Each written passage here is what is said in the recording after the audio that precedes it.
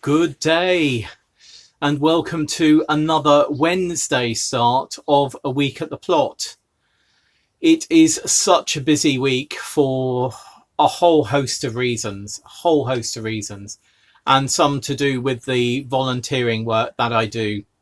It's the Social Farms and Gardens AGM on Saturday, and there's a lot to put together for that. So, yeah, and there's just so much going on. It's a really busy week. So this is the first day I've actually been able to get down here. And you know what? I'm actually just going to walk around, have a look, make some notes and enjoy. The sun is out. It's been that day today of nice weather this morning. Then it got really sunny. Then it got really grey. And then we hit 3 o'clock and the sun has come out again. So we've got blue skies, clouds and sun. And it's just lovely. And all I need is half an hour's of pottering. And maybe 10 minutes of pottering, just looking at things, and 20 minutes of just sitting and thinking. Because I really feel as though I need some time for me. And, you know, even though this is Richard and my plot, to come down here and just to be on my own is just lovely. Nothing to do with Richard. He's at home thinking about celeriac recipes at the moment. So, yeah, I've had a quick walk around. I need to bring some pepper down, some white pepper, ground white pepper, or maybe we don't have any. Maybe I need to bring the black pepper down, but that's in the pepper mill, because I've got a cat, I know which one, who thinks one of our beds is very luxurious as a toilet facility at the moment. So I think I'm going to put some pepper on that to deter the lovely cat from depositing special presents on a luxury bed. Yeah, but look, what I have been looking at, and I find it quite joyous, is the spring bulbs. Oh, the sun's going behind a cloud. The spring bulbs.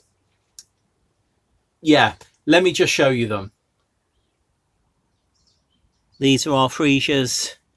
Quite a lot of the growth that was nice and green has been taken down by frost. I guess not surprising. A lot of weed in there that needs to come out. These are our daffodils. Gosh, it's so sunny, look. Can you see that? There is a flower bud. One there as well. And then here, the long ones are the iris, and then I think you can see shorter ones in here are tulips. I'm sure the freesias will come back. But as you can see, I just stand here. It's so sunny today. It's been grey this morning, but it's so sunny now. If I turn the other way, it's a bit too bleached out to see, isn't it? I'm just going to give you a quick view of the broad beans in the polytunnel, because one or two of you were suggesting I get them in the ground. But the thing is, something is snaffling our broad beans at the moment.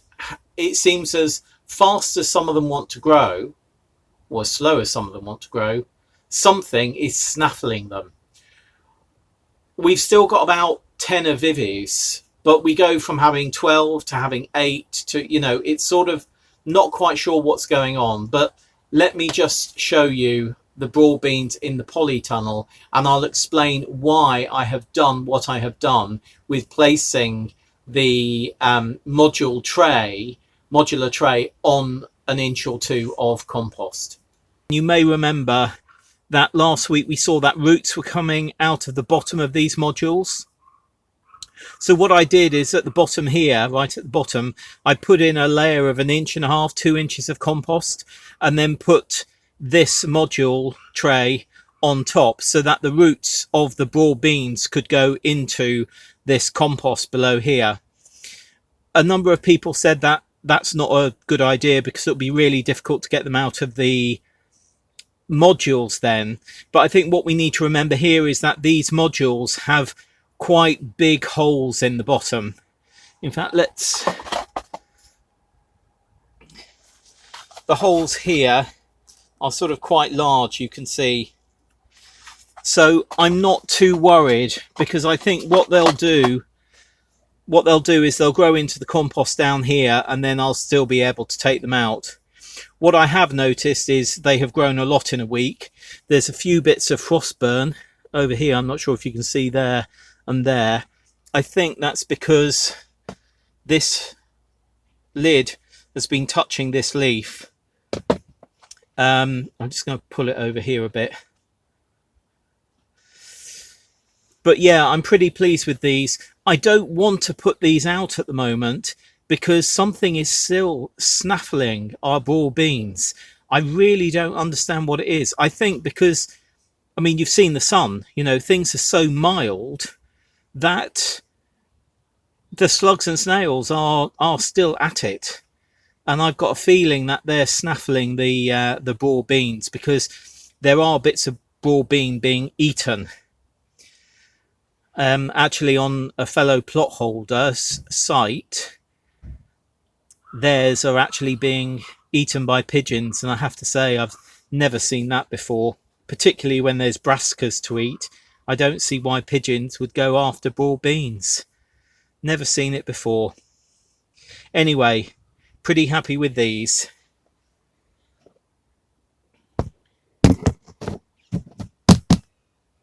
It is really a mixed bag at the moment, weather-wise, this afternoon, I mean. So, yeah, the sun's going... I mean, you know, there's clouds, so the sun goes behind the cloud, back out, behind the cloud, back out. And though, of course, the sun isn't moving, it's us and the clouds that are moving, isn't it? So it's not the sun doing the movement, it's us and the clouds doing the movement.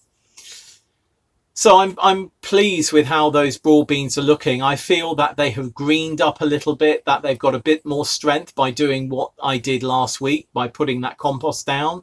And I have no worry that I'll be able to get the broad bean roots out from the modules, because as we saw, there's a big enough hole to be able to pull them through. Yes, I'll be careful when I do plant them out, but I just feel with everything that's going on with our broad beans outside at the moment, I just don't want to risk it, because when I've got 14 healthy plants in the polytunnel, I want to make sure that in a month after planting, I have 14 decent broad bean plants. And my fear is if I put them out at the moment, that it will be a bit of a shock for them, and that could... There's a thought that when plants are in shock, transplant shock and different types of shock, stress from overwatering or underwatering or damage of some sort, that they give off something that attracts slugs and snails to them. So I don't want to stress them at the moment. I'm definitely going to leave them as they are for the next, till at least the end of February, I think. We can still have cold snaps well into March and April. And in fact, have had snow in March over the last couple of years. You'll mostly remember, I think it was last year, our broad beans really got burnt by snow on the ground and bitter chill wind. It just came across and dried out the stems. So you would have a stem coming up, then it would be dried out and brown and brittle, and then there'd be growth on the end. But that growth is never going to carry on, because once that stem is dry and brittle, the goodness is not going to get through. Anyway, look, I'm waffling. I'm going to leave it there, and I will see you again, I hope, very soon for another segment of the week at the plot.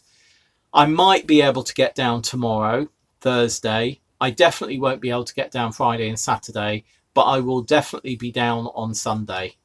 Well, God willing, whatever, you know, deity willing, I will be down, or just Mother Nature willing, actually. Yeah.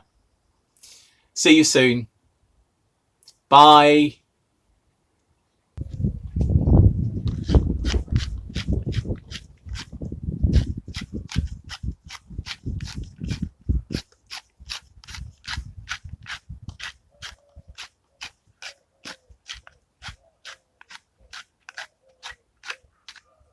Good day. That wasn't me seasoning the remainder of our root veg. That was me putting pepper onto the bed to hopefully discourage a cat from doing its business there. Of course, I did think, why did I not grind the pepper at home and just bring the pepper down and scatter it? But there we are, next time. And this pepper mill obviously has got whole black peppercorns in it, but I believe white pepper is just from the centre of black peppercorns anyway. I remember when I was working with Charlie Brockett many years ago, Lord Brockett many years ago, we were doing creating a sausage brand for him, and one of the sausages was cracked black pepper sausages. And I said to the company, or the person that owned the company that was manufacturing them, oh, I think they could have a bit more bite. They could be a bit more peppery, and they could do with a bit more black pepper. And what he said to me is, if they need to be more peppery, it's not about putting ground black peppercorns in. It's about adding more of the ground inner white of the peppercorn. So I've never looked that up. I'm going to have to Google it and see if it is right. Anyway, I've got another job that I want to do today, and that is pruning our autumn fruiting raspberries. So let me take you over there, just over here, and we'll get on with that. This is one of our autumn fruiting raspberry plants, and even though there's growth on these, because these fruited last year, we're going to cut them right back to the ground, because the fruit that we get from new growth from the crown down here is going to produce better raspberries for us. As I say, this is for autumn fruiting raspberry pruning. So cutting that right back, right back, right back.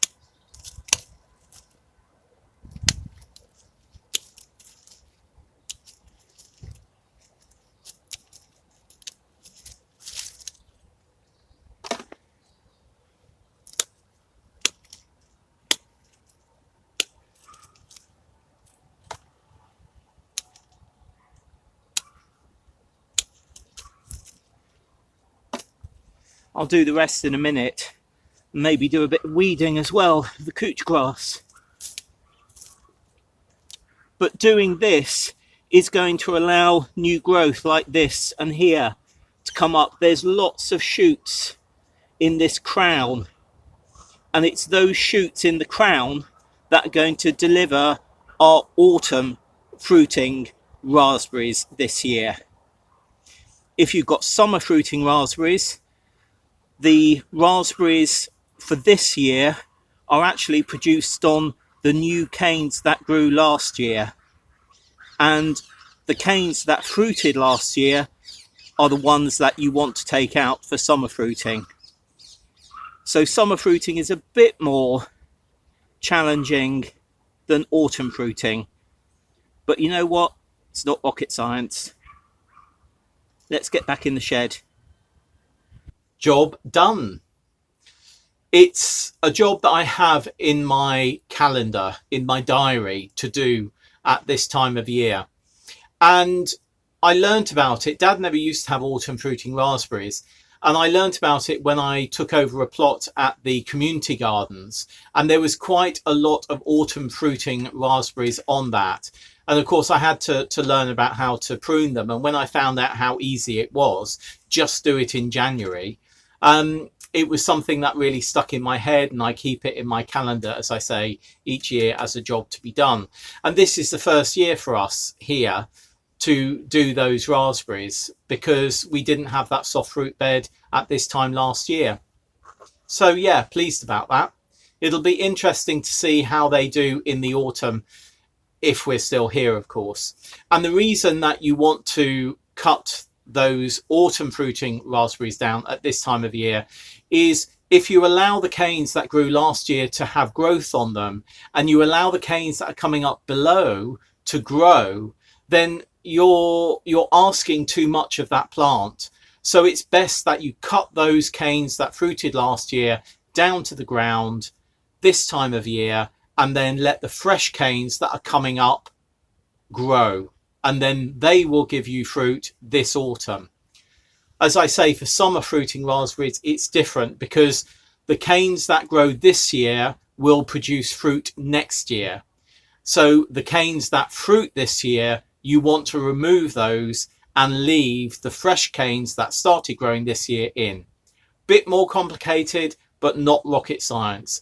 If you want to stick to simple raspberries, go for autumn fruiting raspberry plants. And I have just noticed Sparky jumped into that bed a minute ago, or a moment ago, and has jumped out of that bed. So fingers crossed. We'll see if there's any presents left tomorrow. Anyway, I'm going to leave it there for today's segment, and I'll see you again very soon. Bye. Good day. It's now Sunday morning, and I have just been chilling all morning. The last week has been challenging in a number of ways. It's also been quite time consuming in terms of a Social Farms and Gardens board meeting, which took place all of Friday and Saturday. Because of our director leaving in December, quite a lot of the work of organising that big board meeting fell to the board members, as it would normally fall to the director. And yeah, it's just been really, really busy, and there's other things going on as well. And in fact, one of my clients, well, two of my clients actually came to me during the week and said, would it be possible to talk about XYZ? And I said, could we do that on Monday? Because I do not have headspace to do that in this week. So I'll talk to them tomorrow on what they need done. I know what they need done, and that will be absolutely fine. But yeah, it's been a really challenging week. We had the AGM at 2:00, the Social Farms and Gardens AGM at 2:00. And yeah, today's been about chilling. And actually, I woke up at 7:45. I think that's the first time I've woken up later than about 4:30 of late. So I had a decent night's sleep as well. I'm rambling, aren't I? I'm rambling. What I did chill out with this morning was Monty Don's Japanese Gardens. It's a repeat of a series that he's done before. I'm not sure I've ever seen it, or I'm not sure I've seen episode 1, which I saw this morning. And it was just joyous to watch and to look at those cherry blossoms, look at the Japanese gardens, the Japanese Zen gardens, and how the style of gardening has changed over many centuries, and the moss gardens, which I just absolutely adore. I know we're all taking moss, or I know Dad used to do, out of a lawn. It's a bugbear in a lawn, but actually to see these moss gardens was just utter bliss. And now I'm down here and I'm looking at the fruit bed behind me, not the one that we worked on the other day, but the one that has the gooseberries in it, and a job that I've been putting off for ages for a whole host of reasons. Let's just have a look at the bed. Because of the last 7 months, I haven't been able to keep on top of the weeds. My headspace has just not been there, actually, in the back end of last year, last half of last year. But today I'm going to crack on. We've got strawberries at the front here, blackcurrant. I see across here is a bramble. So that's a blackberry, which I don't want in there. So I'm going to need to look at digging it out. Lots of couch grass. There's some bramble leaf down there as well. These are gooseberries, you can hardly see. Another bramble in there. But then here we have a thornless blackberry. This was a cutting 2 years ago. I'm going to tie that up against that post. I'm not going to prune it today. Gooseberry here. Gooseberry here. But lots of couch grass. So I'm going to be weeding. I'm going to be on my hands and knees. You know what weeding is like. Let me just get on and see how far I get today. An hour and a half later, and the job of weeding the bed is done. I've had to use a hand fork, not surprisingly, but there was so much couch grass in here. Really, so much. But you know what, now we can see what's there, because these are going to need pruning and shaping. So we can see what's there. Our blackcurrant here, 3 gooseberries planted there. The, not purple, red gooseberry there, and a normal gooseberry at the end. The normal gooseberry has sort of really tilted forward. I'm not sure if you can see the branch, but it's tilted forward. Not going to do anything about that, but in the pruning we will actually be shaping it. So, and you know what, I'm just glad to have got this job done, because next week we can concentrate on continuing the work and getting rid of those 2 scaff pipes there. It's just pop in the shed. I'm so pleased to have got that job done. It's been bugging me for months, as have many other jobs on the plot. To have had that headspace to do that today has just been a joy for me. I know weeding shouldn't be a joy. I mean, it should be a joy. I actually quite enjoy weeding, but it's actually the sort of, you know, that background frustration that you have when you don't get on top of things. And there were so many things going on at the back end of last year, the last half of last year, that I just couldn't do it. But I mean, look, this is couch grass.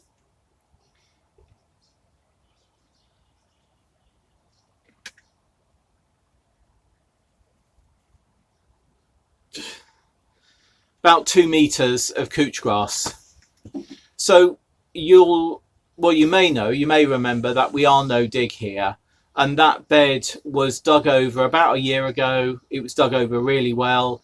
I took out a whole load of couch grass. I thought I'd got most of the couch grass out. There was a little bit of bindweed, and there was some sankfoil in there, quite a bit of sankfoil. And then what I did is I put, I'm sure, 3 layers of cardboard on top. I know I put 1 layer of cardboard on top, and then I did 4 inches of mulch. And you saw what the state was after a year. If I knew we were going to be staying here and going to be here for a longer period of time, what I would be doing next week is digging all of those fruit bushes out again, digging it, forking it all over again, getting as many of the pernicious weeds out again that I could, bare rooting the shrubs, putting them back in, cardboard, mulch. Because clearly, even though I was satisfied with the job I did last year, the job wasn't good enough. And it's mainly because of this side of the plot that we're on. It hasn't been tended well for so many years. So the couch grass, the bindweed and the sankfoil really were allowed to take hold. But, you know, that's what we took on. That's what we took on. Where the plot that we moved from to come to this half side of the plot that was just perfect because it was virgin grass. I've noticed now though that there is a little bit of mare's tail on that one. I think that may have been brought in or brought over from planting something else into the plot. Anyway, it's not my plot, so it doesn't matter. What matters is this plot here. So that's it for today. That's it for this week's A Week at the Plot. And we're going to be doing pruning of those bushes this week, particularly now we can see them. So very simple job, but we'll get onto it at some point in the coming week. I'm going to say goodbye now and go home and have something that Richard has made. See you very soon. Bye.